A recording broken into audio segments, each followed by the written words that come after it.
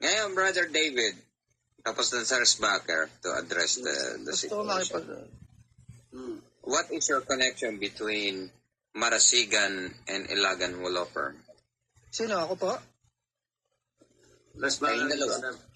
Wala kang dapat sagutin. It is my privilege communication. To answer. Pero ako hindi yan. Yan simple yan. Yan simple yan. Sasagutin ko lang. Okay, sasagutin ko yan. Sige. Bibigyan ko lang kita ng idea. Yung Marasigan na... Hindi, ito lang. Bibigyan kita ng sagot. Yung Marasigan, yung Marasigan law firm, okay, meron silang request. Okay, meron silang pinapaproseso or pinapa-imbestiga na nagkataon na meron kaming access at meron din kaming coordination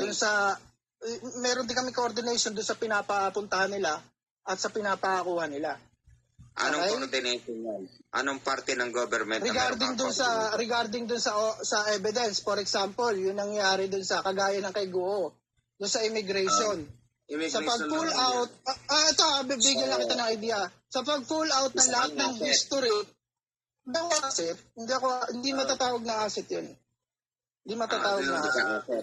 Brother Jeff. Pwedeng masabi mong parang trabaho ng liaison, gano'n. I decline to answer.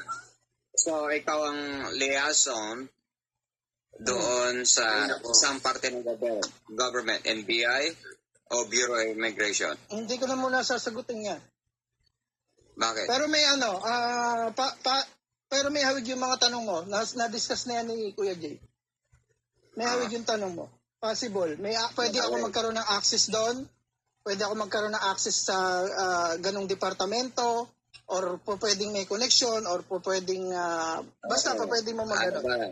Masabing parang katulad ng CIA or MI6, parang gano'n? Hindi ko pwedeng sagutin yan.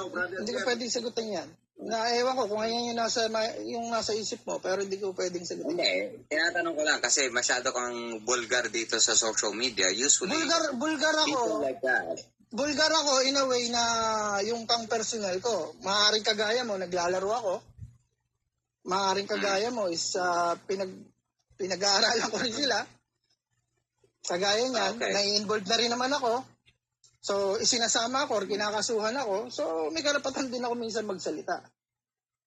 Karapatan mo. Ganon. Is that part of your protocol? Privilege. Privilege communication.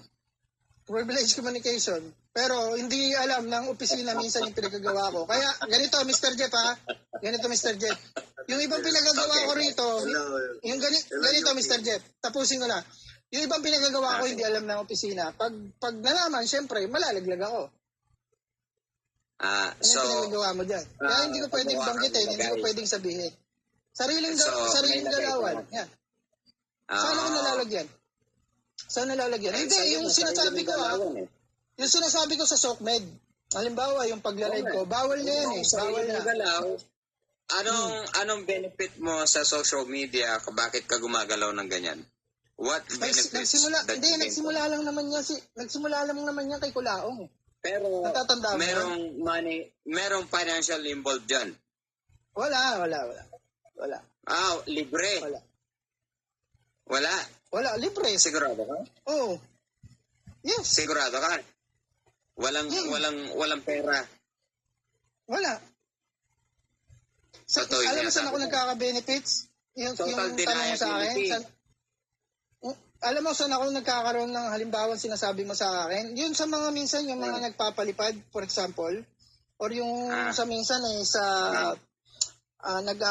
nagko-contribute, for example. Pero wala yun. Never kung sinisingil. Ganito yan never kong sinisingil at never ko rin tinatanggap. Wala. Donation. Meron silang donation. Voluntary. Na tinatanggap mo. Voluntary. Voluntary donation. Wala. Yung akin, yung way ko, yung work ko, is a voluntary. Para sa kanila. Ano ba yung voluntary?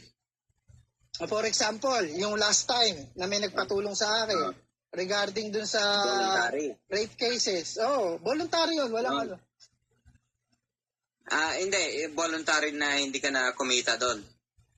Hindi talaga. At saka ayoko. Wala namang wala namang pera yung tao Ba't ko tinulungan ko lang siya. Pinanapan ko lang ng nararapat, pati yung mga ebidensyang kinakailangan niya. So, ginagawa mo to as yung kumbaga sa form of humanitarian. Is that what you're saying? Exactly. Yeah. So you spend your time without getting any kind of financial gain. May conflict, may conflict. Dressmaker meron conflict. May conflict. Sino ba binobobo mo rito? Ewan ko, nabobobo ka. Hindi, tama na Ewan yan. ko, kung gusto mo i-adapt, yung mga gusto mong sagutin at yung mga binabato ko sa'yo. Tama na yung personal lang. Kasi, it's enough question for the day, Redbacker. I think it's very clear. Brother Jeff. It's very clear. Maybe some other time. Unti-unti mo ako na unti-unti mo ako na nakukuha. One by one lang. Resbacker, mag-usap na lang tayo.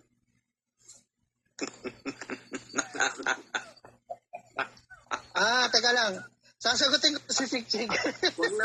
Saglit lang. Tama na yan.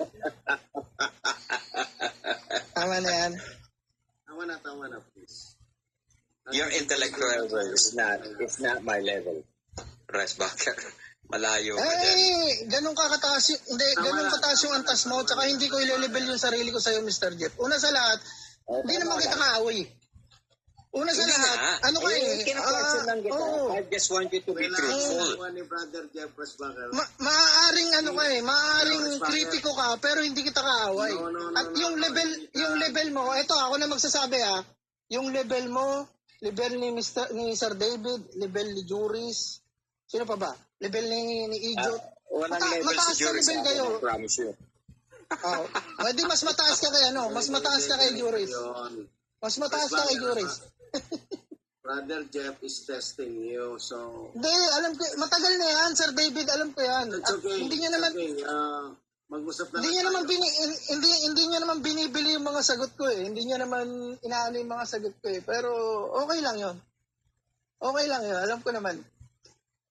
Hindi niya pa rin kasi nakukuha, hindi niya pa rin na yung gusto niyang makuha point. Pero I got it.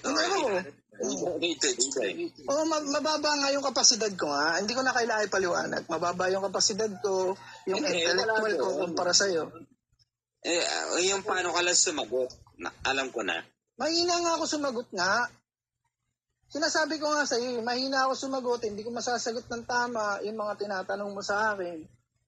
At mababa yung... Huwag mo na elaborate. Sinasabi na nga sa'yo na Brother David, huwag mo nang ibaon yung sarili mo pa.